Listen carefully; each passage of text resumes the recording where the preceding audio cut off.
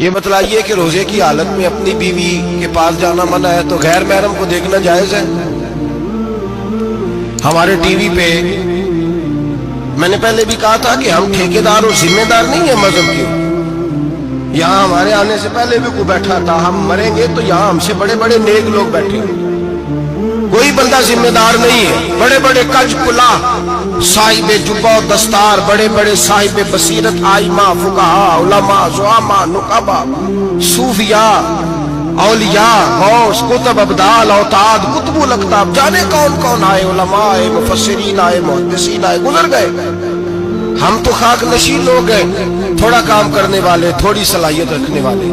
لیکن بھائی اگر کرتے ہیں تو ایک کام کرتے ہیں، ساتھ دوسرا نہیں کرتے. یہ کس طرح کا دین سکھانے لوگ نکلے کہ شوال سے لے کر شعبان تک گانا سنایا جائے گا، شعبان سے لے کر شوال تک ناچ گانا کیا جائے گا، شوال سے لے کر شعبان تک دھما چوکڑی ہوگی، رمضان آئے گا تو حدیثیں سنائی جائیں گی، رمضان آئے گا تو لوگوں کو قرآن پڑھ کے سنایا جائے گا.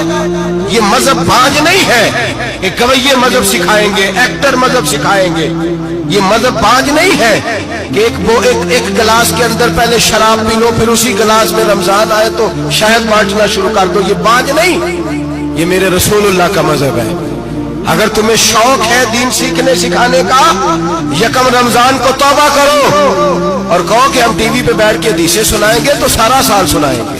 اور جس زبان سے حدیث نکلے گی پھر اس سے کبھی گندا گانا نہیں نکلے گا، پھر کبھی ناچ گانا نہیں ہوگا.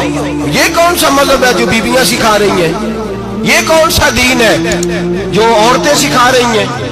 میرے رسول پاک صلی اللہ تعالی علیہ وآلہ وسلم کا وہ مذہب ہے کہ میرے اعلیٰ حضرت فاضل بریلوی رحمت اللہ علیہ نے فرمایا، مرد کے لیے جائز نہیں کہ وہ عورت کی زبان سے میلاد بھی سنے، نعت بھی سنے.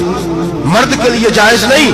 مرد کو مرد سکھائے گا، عورت سکھائے گی تو عورتوں کو سکھائے گی. بے شک آپ سویرے فتویٰ دیجئے کہ چھوٹی سی مسجد میں بیٹھ کے، چھوٹے سے کونے میں بیٹھ کے چھوٹا سا مولوی، اور وہاں تو اتنے بڑے مفتی ٹی وی پہ بیٹھے ہوئے، وہ غلط ہے تو صحیح یہ کیسے ہو گئے؟ سنو، میرے نبی پاک علیہ الصلوۃ والسلام کے مذہب کا حسن یہ ہے کہ اسلام کہتا ہے ایک نظر بی بی کو دیکھا کسی نے غلطی سے تو معافی ہو جائے گی، دوسری نظر شہوت سے دیکھا تو حرام ہے اس کے لیے. وہ پاکستان کا مولوی ہو یا سعودی عرب کا شاہ ہو، کسی کے لیے عورتوں کے بیچ پھرنا اٹھنا بیٹھنا جائز ہے. میرے نبی پاک صلی اللہ تعالی علیہ وسلم نے فرمایا ہے میں عورتوں سے مصافحہ کرنے نہیں آیا. اور میرے نبی پاک صلی اللہ علیہ وسلم نے فرمایا ہے، حضور فرماتے لیکن نا کتا بالکل ناپاک نہیں ہوتا، کتے کا تھوک ناپاک ہوتا ہے، یا کتا گیلا ہو جائے تو ناپاک ہوتا ہے، لیکن خنزیر سارا ناپاک ہوتا ہے، کل ناپاک ہے خنزیر.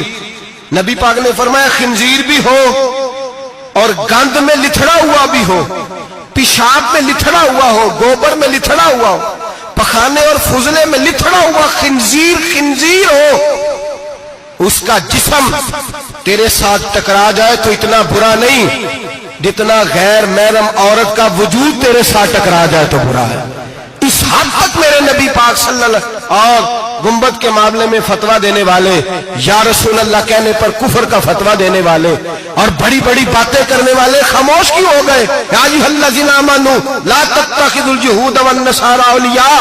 رب فرماتا ہے یہودیوں اور عیسائیوں کو دوست نہ بناؤ، یہ تمہارے دوست ہو سکتے، یہ تمہارے سجن ہو سکتے. جب عرش کا مالک کہہ رہا ہے سجن نہیں ہو سکتے تو دوستی کی بات کیسے بڑھا رہا ہے؟ یا رسول اللہ ہمارے سجن کون ہو سکتے ہیں؟ فرمایا تمہارا دوست وہ ہو سکتا ہے